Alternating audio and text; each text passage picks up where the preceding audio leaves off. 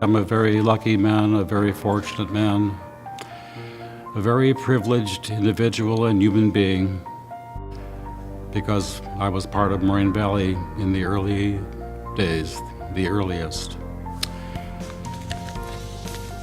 The Illinois Community College Act was passed in 1965. District 524 was created, became Moraine Valley. The first classes opened in September of '68. Moraine Valley Community College is the right and most appropriate name. For Moraine Valley Community College is a college of the community, by the community, and for the community. And it will remain so.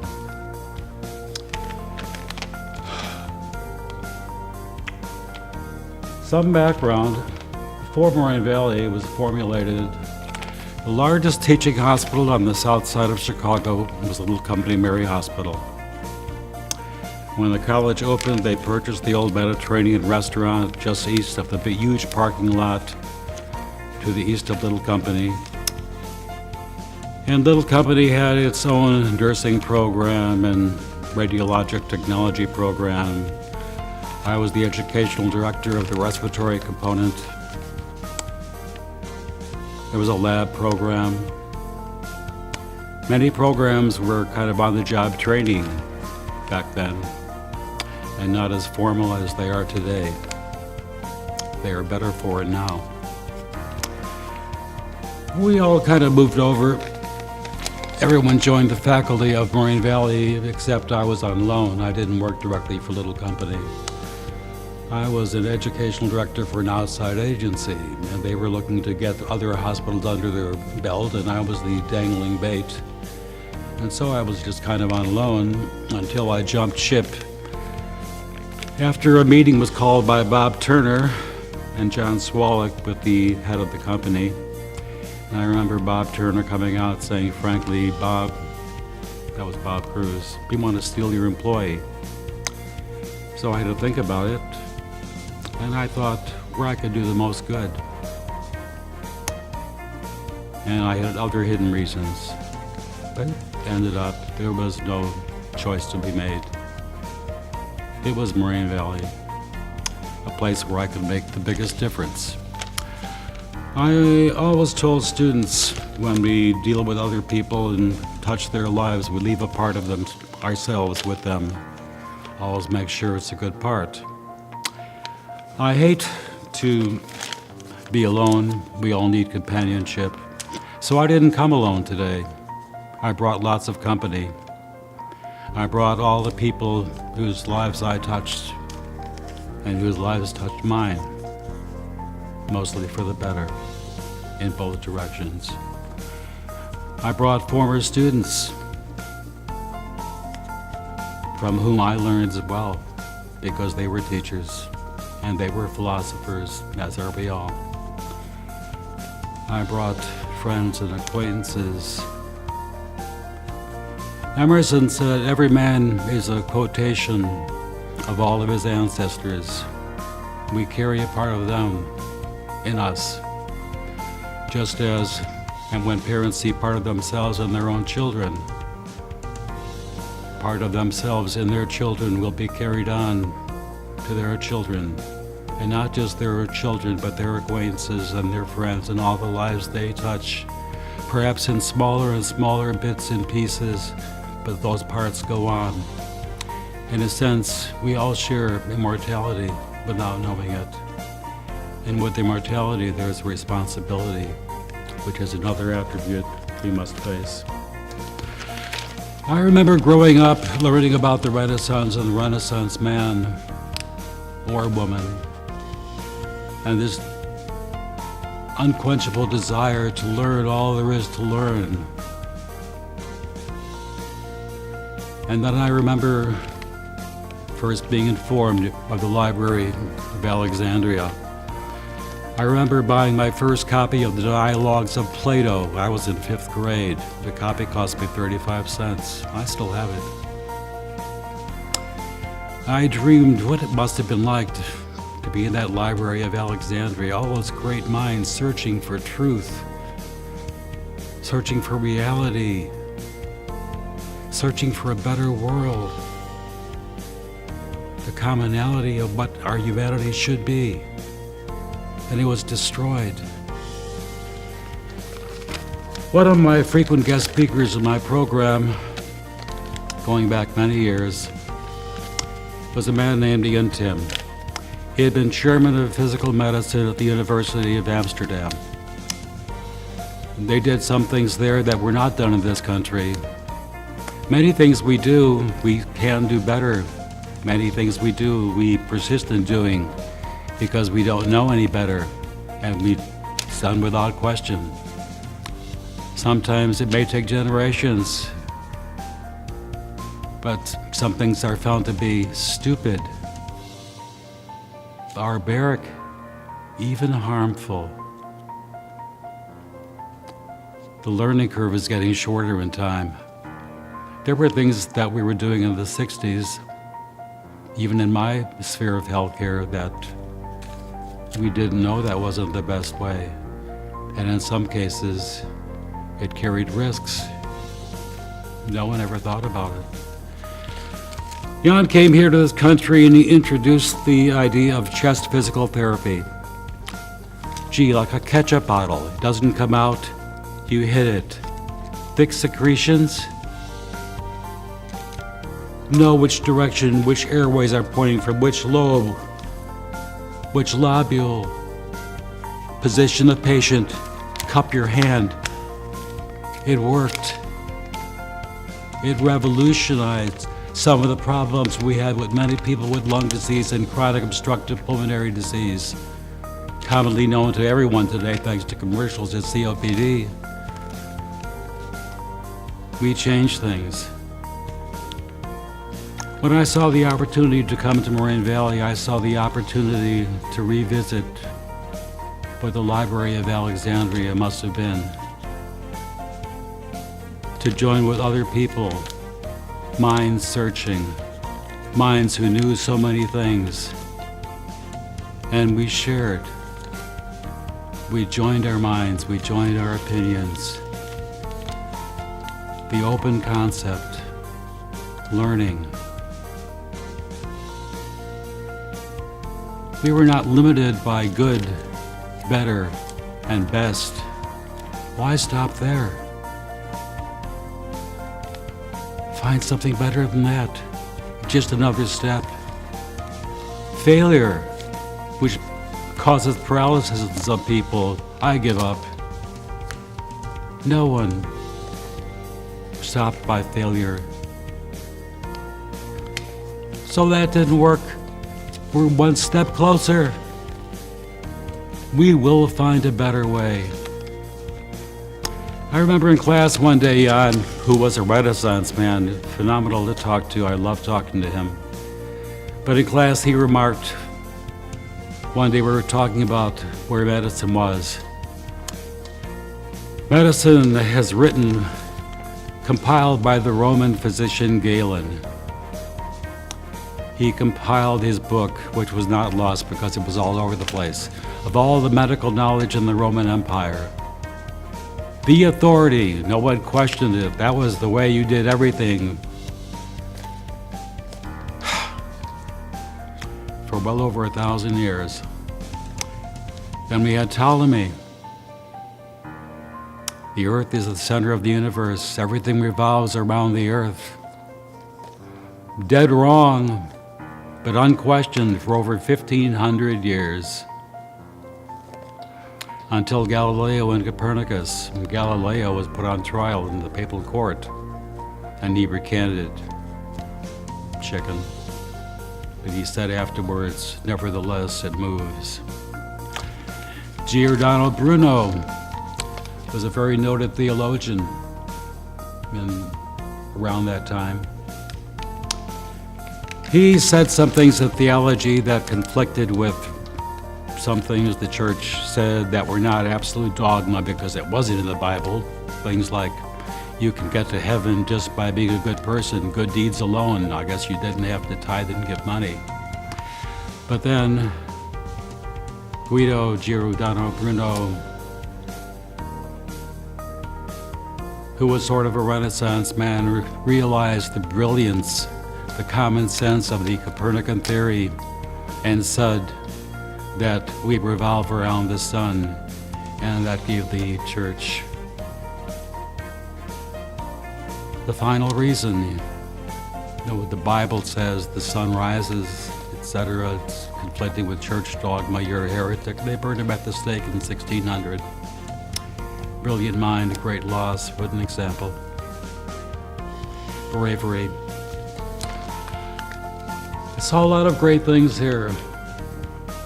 A wise man once said, there are no great men, there are only ordinary men, and for gender correction these days, and women, who do great things. Very true.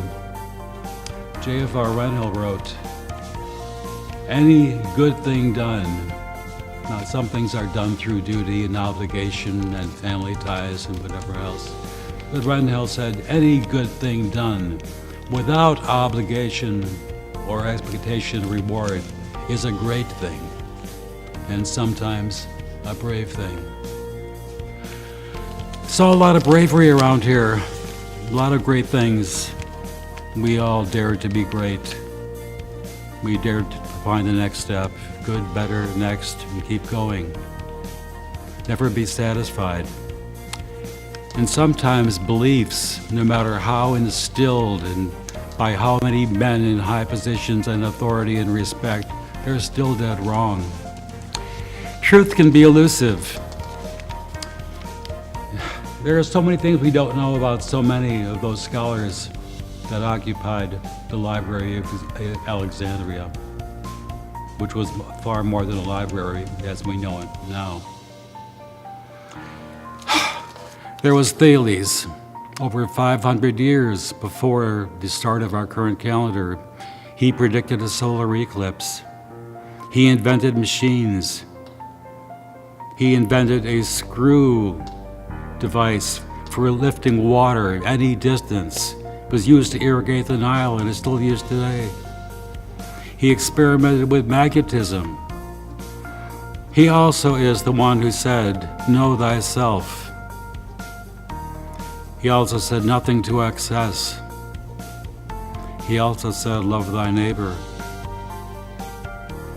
When asked how to live a virtuous life, he said, do not do to others what you would blame them for. Sounds like our old golden rule under Christianity to me. And yet, we have very little. He was a scientist, an engineer, and a philosopher, and we know so little about him. I think if all his writings had survived in the same fraction of others that we know, we probably would have said he was the father of the scientific method. By the way, Thales wasn't Greek, he was Semitic. That might offend some people, tough. To give you an idea how great was the loss, we know Sophocles wrote over 100 plays. We only have 3. Euripides wrote many plays. We have only a handful of that. Plays like Morning Become Electra. How representative are the greater whole. When Carl Sagan wrote Cosmos, he remarked that it's as if we knew there had been a writer of plays named Shakespeare, and we had a couple, one named Coriolanus and one A Winter's Tale. But we heard that he wrote more, and we have the names of some.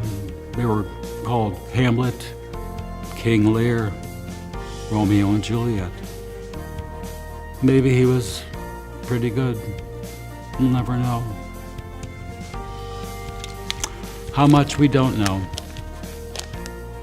How much we don't know. And how much we think we know is wrong. Will Rogers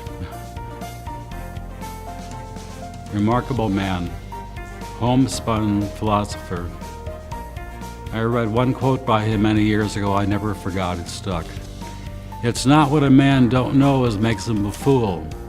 It's what he does know that ain't so. We all know many things that just ain't so. And we have to be careful to teach with qualifiers of some things we're not sure. I mentioned truth. Truth is elusive. Of the little that survives from the Library of Alexandria, we have a few things from a philosopher, a contemporary of Hippocrates, named Xenophanes. And he wrote, "Pure truth no man hath ever seen, nor will ever know." There was a Roman, Calniades, about the 2nd century, who wrote, "There is no criterion for truth. For reason, the senses, beliefs, all are capable of deceit." It's right there too. But we deal with facts, don't we? Or we deal with what we call facts. Humor is always good. I used to present some facts in class. I'd interrupt and talk about some component of a life support system or a cardiovascular disease and its ramifications on other organ systems. And I would say something like, always remember, if your parents never had any children, the chances are you won't either. And then I move on. Humor was a very effective teaching tool. People were always afraid of missing the next one-liner. You never knew what I was going to say, and try and be thoughtful. Recall that if you don't go to other people's funerals, you can't expect them to come to yours. I would sometimes hear a drum roll, or things like that.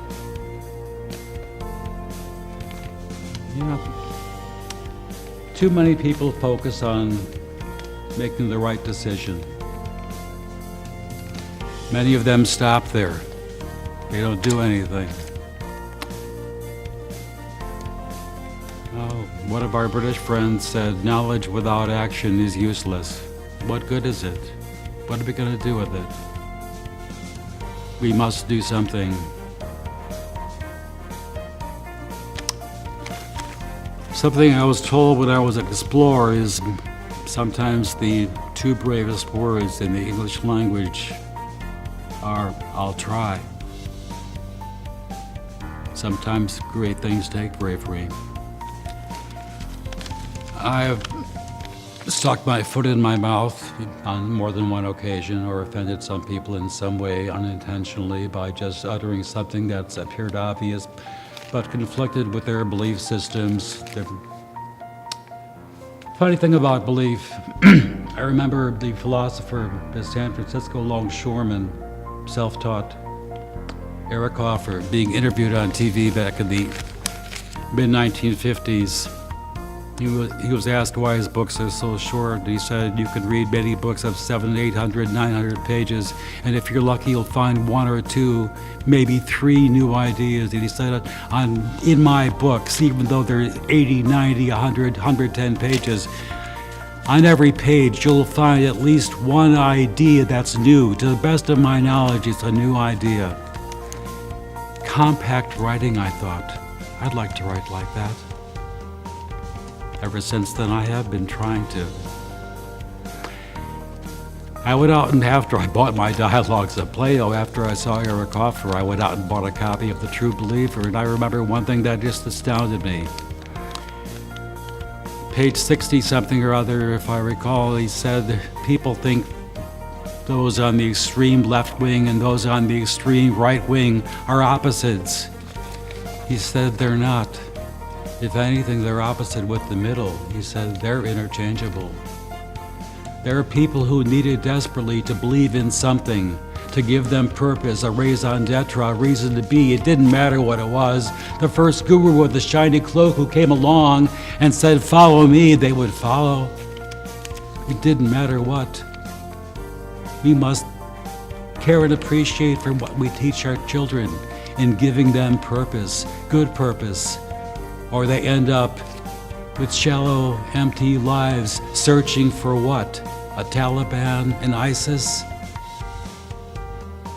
That's what happens in the real world if we don't take care of each other.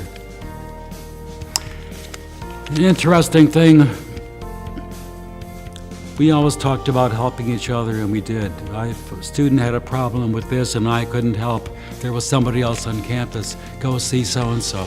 Go see so-and-so. And it wasn't a matter of, making an appointment. As soon as they showed up at the door, they'd come back to me. First thing they said was, "How can I help you?" That's the only response I can never recall hearing. But they always came back to me to say, "Thank you for sending me to so-and-so." But we had humor too. We had our parties. We were all new. We were just starting out. First job for many of us. The faculty, but it wasn't just the faculty, it was everyone who worked here. We shared jokes, we shared laughter. We were all products of our times too. We went through the assassination of Kennedy and Robert Kennedy and heard on TV little excerpts, snippets of Martin Luther King's "I Had a Dream" speech, which I later read years later and realized one of the greatest documents I'd ever read. It should be required reading. When Robert Kennedy was assassinated, he had been sort of a hero to many of us. He spoke of the rarest kind of courage, being moral courage. He spoke of the obligation of a social conscience. And I remember watching the eulogy delivered by Ted M. Kennedy, Edward M. Kennedy, Teddy, of his brother. And he talked about the love that Ted had for those around him. Not the kind of love in novels or movies, but the love of respect and attention and enthusiasm, encouragement and support. Maybe that's what's meant by love one another. We were all part of that. It was all part of us. We respected each other. We encouraged each other. We supported each other. We loved each other. We all still do, even some of us who unfortunately aren't here anymore. We could even crack jokes about each other. A couple of my former high school, same class graduates ended up here. And it's fun to make light humor out of something that apparently has little basis. So I told the story more than once to whoever would listen. A lot more than once. I sat there pondering one day in my wisdom, realizing my shortcomings. There were many questions I had not been able to answer. For example, the eternal problematic puzzlement of how much is 2 plus 2. I was losing sleep. Finally, knowing of all the resources available to me, why not take advantage of it? So I went to the chairman of our math department, Dick Fritz, Dr. Richard Fritz. He'll know. And he looked at me and he said, after I asked him, he said, "That's easy, Ray. Mathematics is a very precise science. 2 plus 2 is exactly equal to the number or quantity of 4. And having a healthcare and medical kind of background, I always thought, I want a second opinion. So I thought, I'll go to the head of our institutional research department, Dr. Kathy Breda. So I went to see Kathy. And I said, "Kathy, you gotta help me. How much is 2 plus 2? And she said, that's a very interesting question. But I can safely say, based on a recent study done at random on fifth graders at 47 grade schools throughout Southern California, we can say with 97.85% probability that 2 plus 2 is equal to more than 3, but less than 5. I thought, okay. Well, let's see, who's good with numbers around here? Ed Mulcahy, the head of our business and accounting thing. He's good with numbers. I'll go to Ed. Say, Ed, you've got to help me. How much is 2 plus 2? And he looked at me and he said, what number do you want? Well, that's what I used to attempt anyway in Huber. We used to have faculty parties, Christmas parties, get-togethers, and we would share our experiences and trade our stories, even though we saw each other not only regularly at subdivision meetings, but we had interdisciplinary meetings, getting the brains together from the different quadrants, different sectors. We had different insights. Nobody walked into a room thinking, I'm right. Although that may sound too familiar these days. We learn from each other. One particular faculty member, whose name I will not use, he was so fond of getting in front of everybody and trying to cheer everybody up, the season to be jolly. And he would make some jokes, and he would tell his jokes, and he's laughing. He can't wait for the punchline. He's laughing as he's telling. They weren't funny. They were never funny. They were so lame. But how could we disappoint him? No one ever told him, you know, your jokes, they stink. They're not. But we would be laughing at the fact that he is laughing. And he would think we're laughing at the jokes. We weren't laughing at the jokes. We weren't exactly laughing at him. We prefer to think we were laughing with him. But it was fun. And we were all together. And thinking back, we talked about things like lifelong learning, a complete education, knowing limitations, growth. We talked about helping. Alex Haley, the author of Roots, once remarked that when you see a turtle on top of a fence post, you know it had some help. Emerson said, those who help others help themselves more. And an author I referred to previously wrote, like his most of all, helping others may be the most selfish thing you can do. I guess that made all of us pretty damn selfish. Maybe we should have had posters, I'm selfish and I'm proud, but that would have been taken the wrong way. Do the best you can as long as you can, and then you start over. Begin again. Moraine Valley would have a commencement every year, and people would go to it, and we would attend. And it was always dealt with by most people, including visitors, like putting this behind, it's the end, yay, this is done. It's totally wrong. The word commencement means beginning. This is not an end, this is a beginning. And every day we have a commencement, a new beginning. Every day we should be starting over, trying to find new ways to make things better, new ways to make things easier. We search, we are all explorers, we are all philosophers, we are all teachers. And we leave part of ourselves. We take parts of Moraine Valley with us. Where is Moraine Valley? Moraine Valley is all over.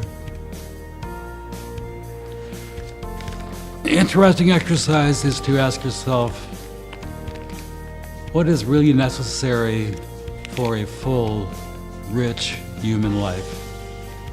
And we can come up with things like order, rules, justice, security. And go back to the 60s and Jesse Jackson's accolade of I am somebody, identity. We need to know who we are.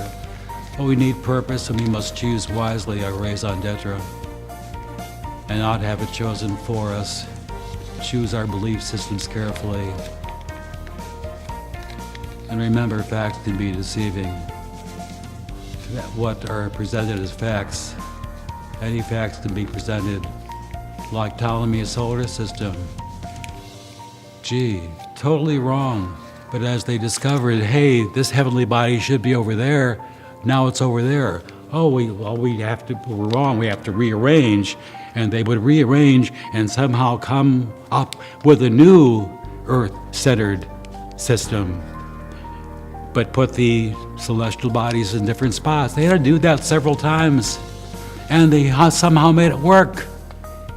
Never questioning the basic assumption that was dead wrong, but they found ways to make it work.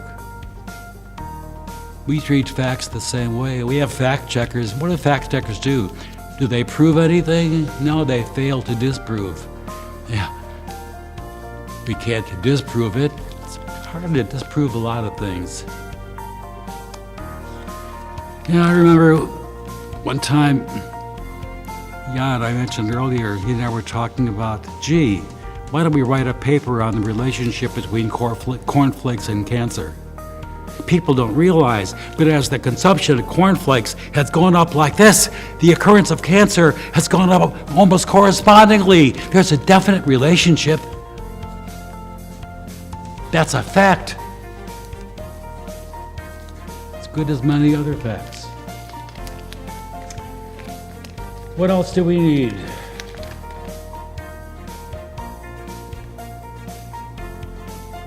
I mentioned companionship. I mentioned freedom. I mentioned variety and choice, purpose. We need the common denominator of all major religions, and so much more. So many social structures, even governmental bodies. We need hope.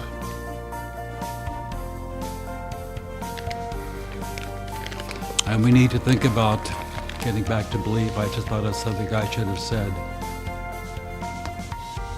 A line was written in 1924 that a sovereign state has the absolute right to supervise the formation of public opinion. It was written by Paul Joseph Goebbels, the Minister of Propaganda for Nazi Germany. He was good at it too. I remember I took some accounting classes here out of personal interest. And I remember learning about methods of taking inventory, LIFO and FIFO, last in, first out, first in, last out. And then there was the funny one, GIGO, garbage in, garbage out. I laughed too at that, and I thought afterwards, gee, that's like what we feed our brain. Put something good in, you'll get something good out. You put garbage in, you'll get garbage out.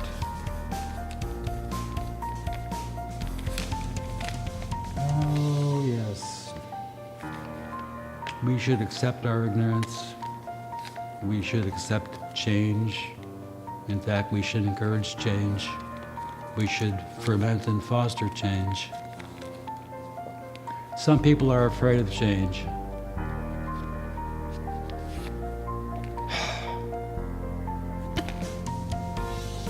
We are all conservative in some ways, but there are ways in which we should not be conservative. George Selday once humorously remarked that a conservative is someone who must walk backward to pretend to see the future.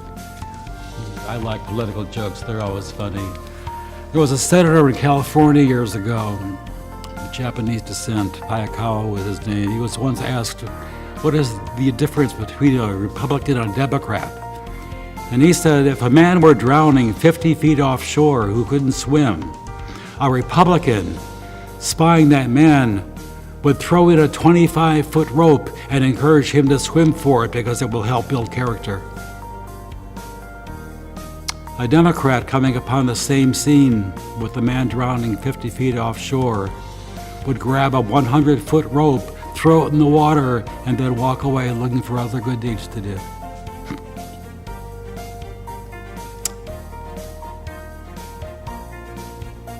Intentions alone are not enough. Knowledge without action is useless. Change this vision, accept that sometimes we can be wrong. There was a commencement speech given at Harvard, late 70s or early 80s, and I remember we were circulating copies of the end of it. We were all talking about it and how true so much of it was, and we don't know how much. He addressed the graduating class and said, I have told you congratulations on behalf of everyone here, the administration, the faculty, and all of us. And I reminded you that no effort or expense has been spared on any of our parts in providing you the best education we can possibly give you. But I have some bad news for you, and I have some worse news. First, the bad news. Half of what you have learned here is either antiquated, obsolete, irrelevant, immaterial, or just plain wrong. And now for the worst news. We don't know which half.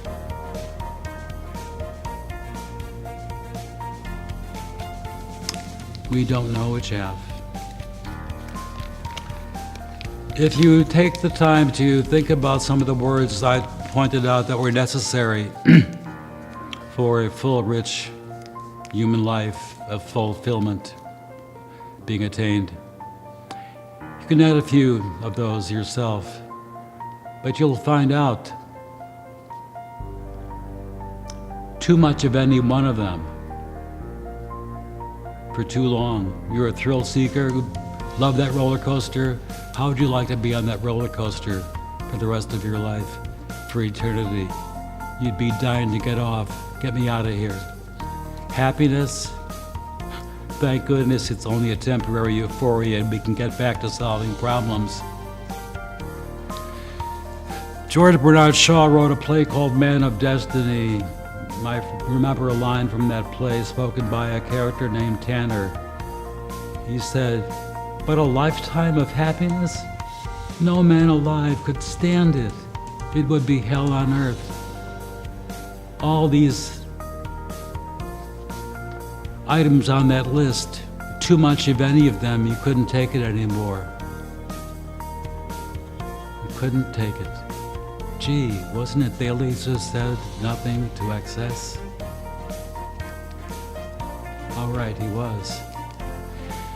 If you study that list, you'll find, as many of us discovered, all those attributes, those desirable things in certain quantities. They're all interrelated and they're all interdependent. They all depend on each other, just as we do. They're all interrelated.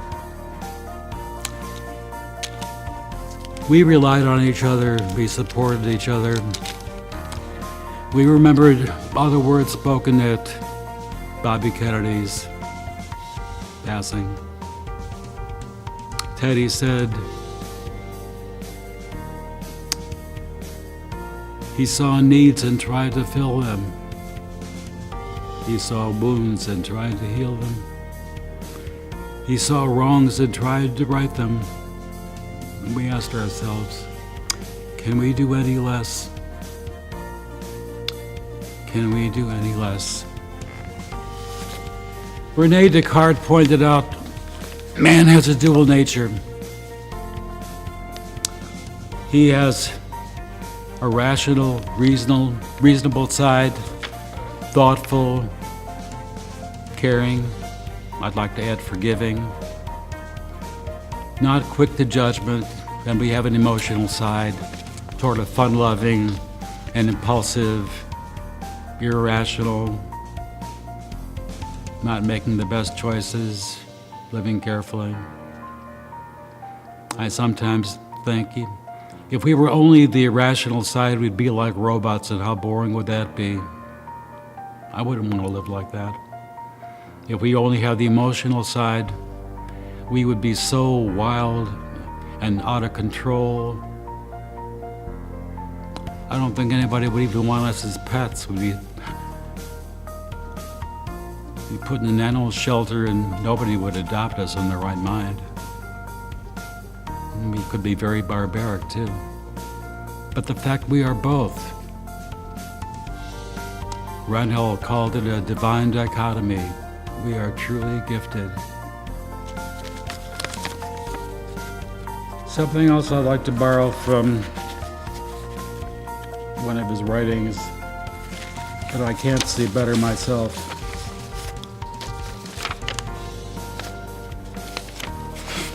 So I'll read it. Every attribute we possess ranges from overabundance to non-existent. Each directional predilection or tendency toward instinctive, reflexive response versus thoughtful, researched, responsible, and rational behavior is neither consistent nor uniform. We are blessed by our dual nature when used appropriately with caution and deliberation, a divine dichotomy. We are each a puzzle of many pieces, a pandemonium of shifting parts as we add the new and discard the old. Some are given to us, some imposed, and some are acquired. Not all additions are for the better. We satisfy impulse as the future unfolds in our dreams. We contrast contemplation with contention and conflict. We learn, we forget, we are taught, we teach. We loathe, we love, we laugh, and we lament. No one passes through life without being hurt or without hurting. We are a sum, an epitome of contradictions. We are richer, fuller, astounding, unpredictable, spiteful, sympathetic, kind, selfish, compassionate, and infinitely complex.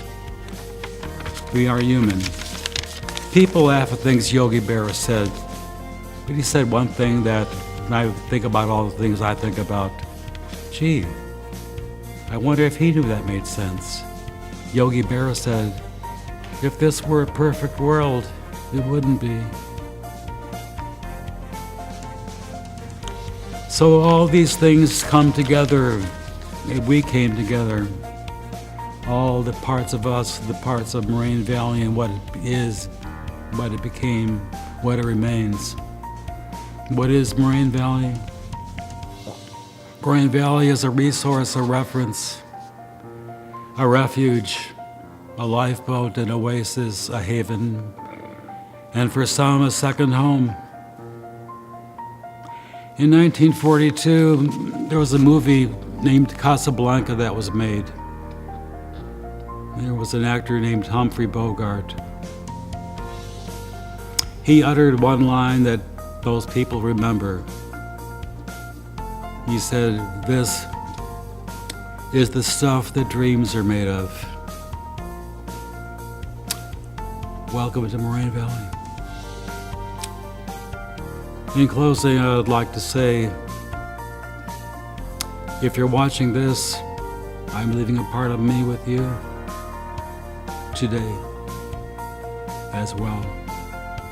And I sincerely hope it'll be a good part. Thank you. Around 1993, critical thinking became this, buzzword in higher education. And the usual thing happened since we were leading in so many things compared to more traditional places like the University of Illinois, Champaign-Urbana. Anyway, they sent up a bunch of their guys to come up and watch what some of Moraine Valley people were doing in terms of critical thinking. So I was one of the people picked out for their group of 4 or 5 people to come in and watch me. Well, they just showed up. Oh, okay.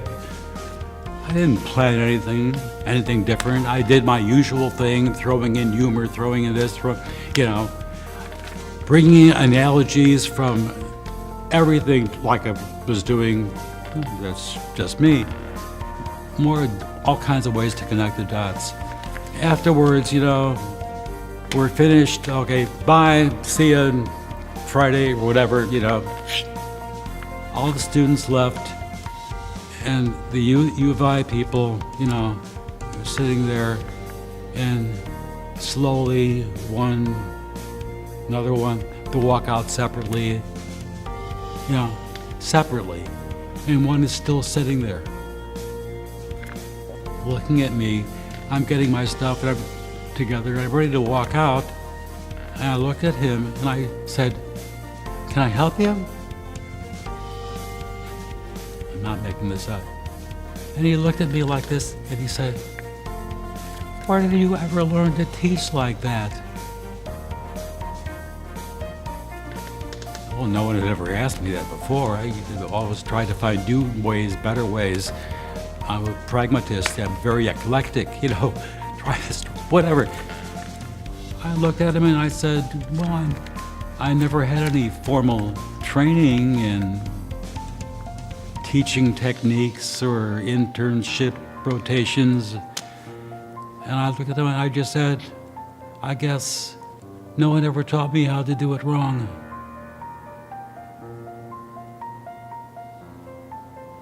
And that wasn't meant to be a joke. And then he just slowly walked out.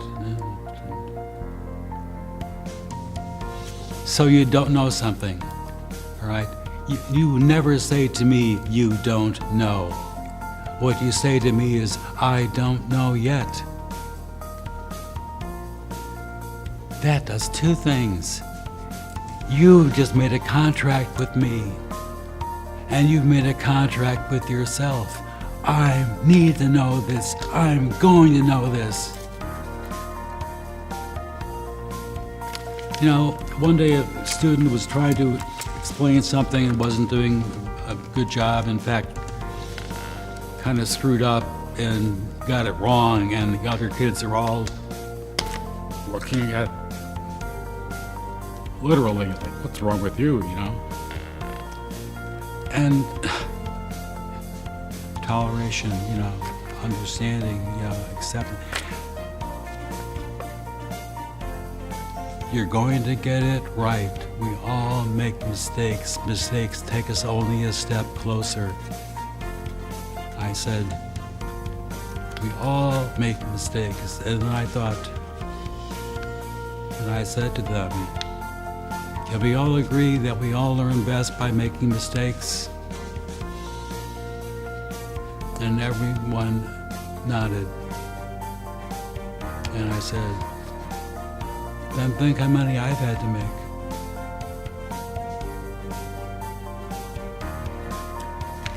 By the same token, another occasion I remember I do all this Renaissance man. Well, you can't help it.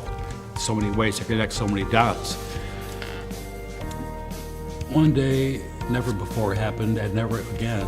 One day, a student raised his hand one day as I'm going off on something or other, and he said, "Mr. Lehner, how do you know so much?"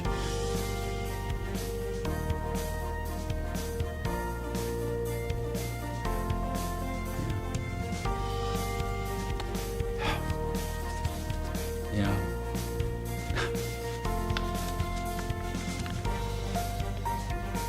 There's only what we know and what we're going to know.